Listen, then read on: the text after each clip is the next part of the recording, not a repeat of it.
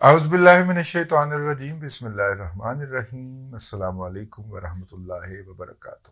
آج کچھ تصویریں ہیں۔ اس تصویر کے اندر میاں داؤد صاحب جو ہیں وہ مجھے مٹھائی کھلا رہے ہیں جو انہوں نے اپنی طرف سے منگوائی ہے، میں مٹھائی لے کے نہیں گیا تھا۔ اور وہ مٹھائی جو ہے وہ اس فیصلے کے بعد کی ہے جو فیصلہ آج جناب سلمان گھمن صاحب ایڈیشنل ڈسٹرکٹ اینڈ سیشن جج کی عدالت میں سنایا گیا، اور اس فیصلے کے مطابق جو تقریباً 5 سال اور کچھ ماہ پہلے ایک مقدمہ درج ہوا تھا، اس میں ریاست نے اپنا مقدمہ واپس لے لیا۔ یہ ریاست کا میرے خلاف دوسرا مقدمہ تھا۔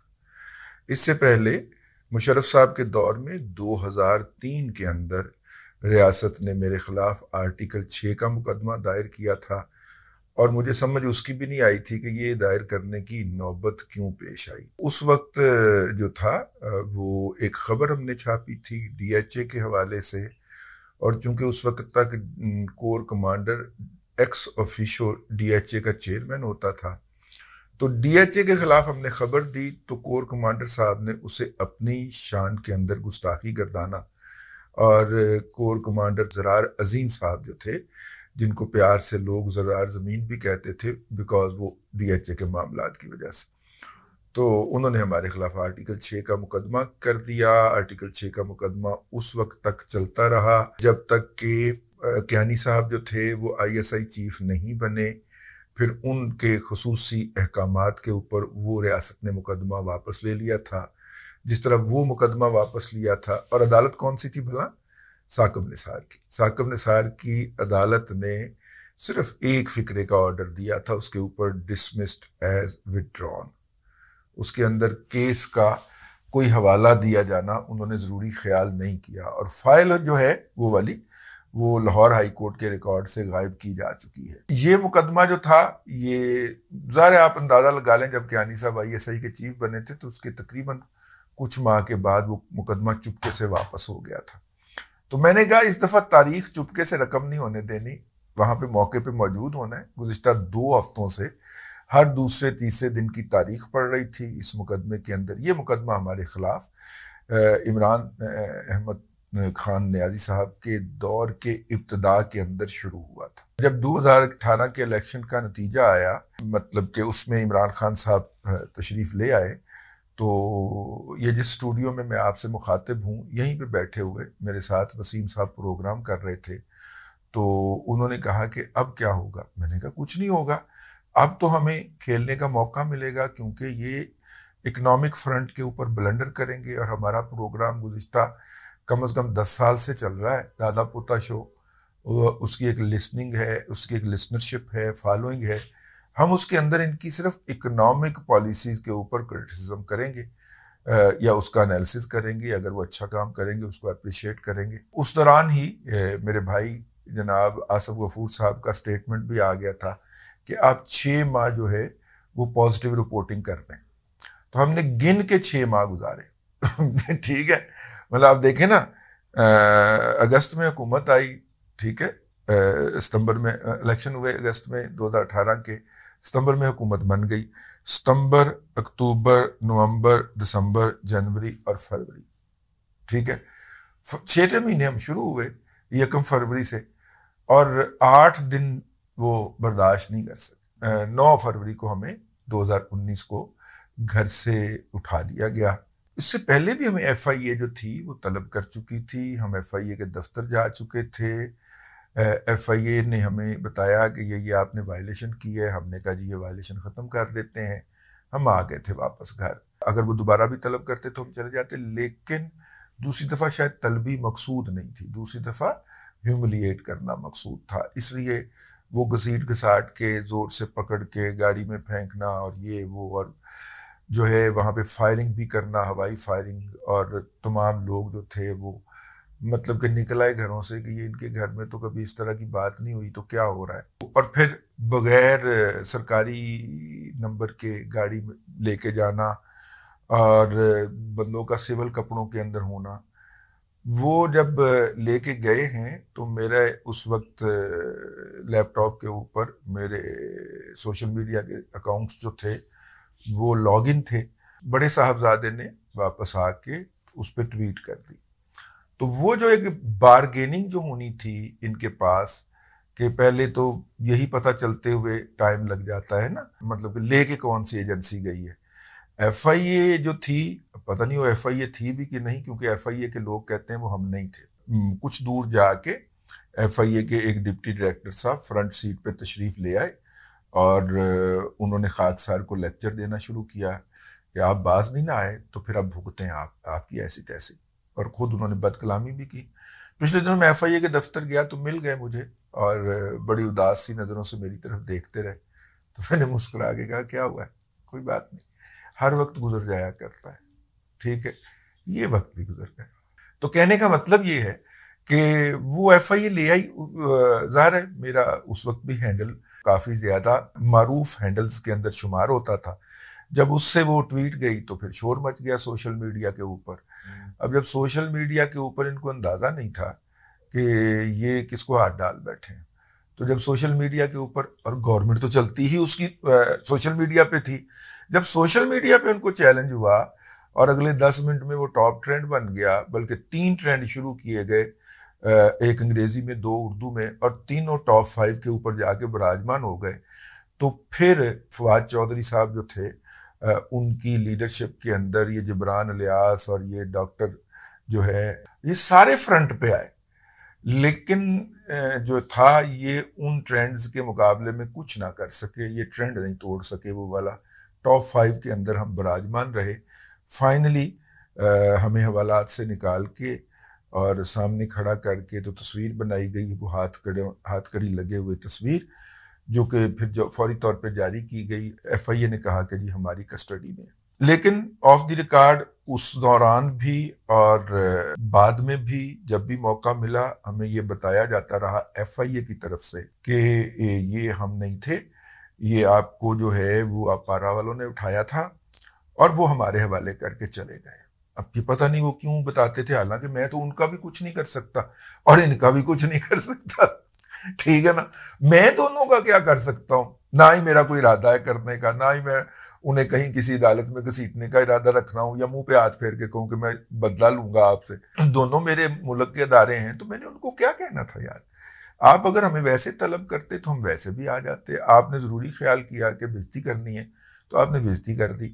وہ خیر پیشی ہوئی اتوار کے روز. جج نے جو تھا وہ ریمانڈ دینے سے انکار کر دیا. جوڈیشل پہ ہمیں بھیج دیا گیا جیل میں. اس دن چونکہ جوڈیشل جیل کھلی نہیں ہوتی تو اگلے دن پھر جیل والوں نے وصول کیا اور پھر ہماری رہائی, بیل فائل ہو گئی. لاہور بار کے تمام جو عہدیدار تھے وہ جج صاحب کے ہاں پہنچے اور ہماری بیل جو تھی اس کا بانڈ شانڈ جمع کروا کے یوں ہم سینٹرل جیل لاہور سے رہا ہو کے 2 دن کے بعد گھر پہنچ گئے. اس کے بعد نظر کرم ہم پہ یہ ہوئی کہ دن نیوز جس کے اندر ہم پروگرام کیا کرتے تھے, انہوں نے کہا کہ جناب ہمارے مالی حالات خراب ہیں, پروگرام کرتے رہیں, پیسے نہیں ملیں گے. پھر مجبوراً ہمیں سوشل میڈیا شروع کرنا پڑا.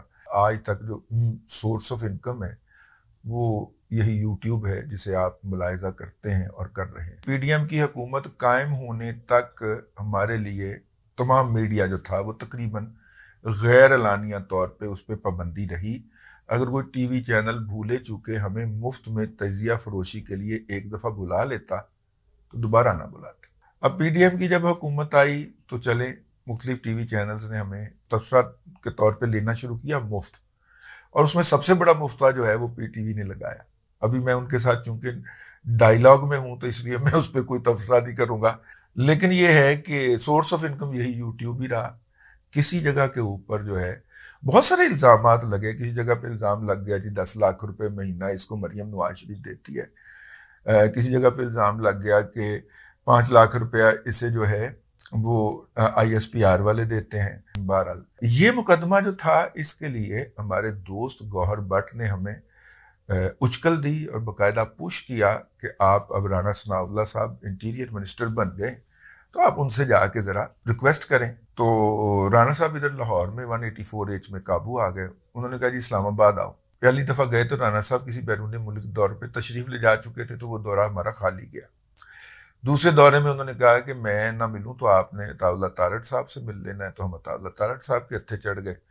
انہوں نے جو تھا وہ ایف آئی اے کو کہہ دیا کہ جناب ان کا مقدمہ، اور وہ جو D G F I A تھے اور جو additional director D G F I A تھے ان کے فون بھی آئے کہ یہ ہو گیا جی، ہم بس ختم کر رہے ہیں، اس کو کر رہے ہیں. فائنلی ایف آئی اے نے ہمارے خلاف چالان بنا کے، جو پہلے نہیں تھا، وہ پی ڈی ایم کی حکومت ختم ہونے کے 2 ماہ پہلے عدالت میں جمع کرا دیا. ہم نے کہا یار یہ تو انہوں نے وڈرا کرنا تھا. وہ جی ایف آئی آر ایک دفعہ درج ہو جائے نا تو وہ عدالت سے وڈرا کویش ہوتی ہے. اوکے، ہم چپ کر گئے. اب جناب ہم جھومتے جانتے جاتے 1 تاریخ پڑھی، 2 پڑھی، تیسری پڑھی. تیسری پہ جج نے کہہ دیا کہ چارج فریم کریں. ہے جی، ہم نے کہا کہ یہ تو مقدمہ وڈرا ہونا تھا، یہ چارج فریم کیوں ہونے لگا ہے؟ تو میں نے پھر میاں داؤد کو آواز ماری، میں کہا کہ ہے کی ہونڈے. انہوں نے کہا تنوں پسند ہے. میاں داؤد صاحب پیش ہوئے اور انہوں نے پیش ہو کے کہا کہ جی یہ پہلے ہماری 265K کی اپلیکیشن سن لیں کہ یہ مقدمہ کویش کریں.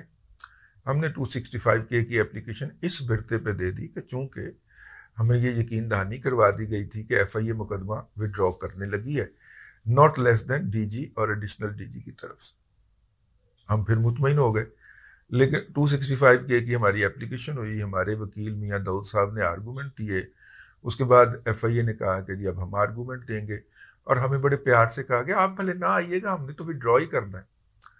اگلے دن ایف آئی اے نے آرگومنٹ دیے اور ٹھوک کے 265K کی جو ہے وہ مخالفت کی، اور مخالفت کر کے ہماری اپلیکیشن جو تھی وہ مسترد کروا دی. اب ہمیں پتہ چلا کہ ایف آئی اے نے 13 ماہ کیوں لیے ہیں یہ چلان فائل کرنے کے، اور بیسیکلی ان کے ڈیزائن کیا ہے.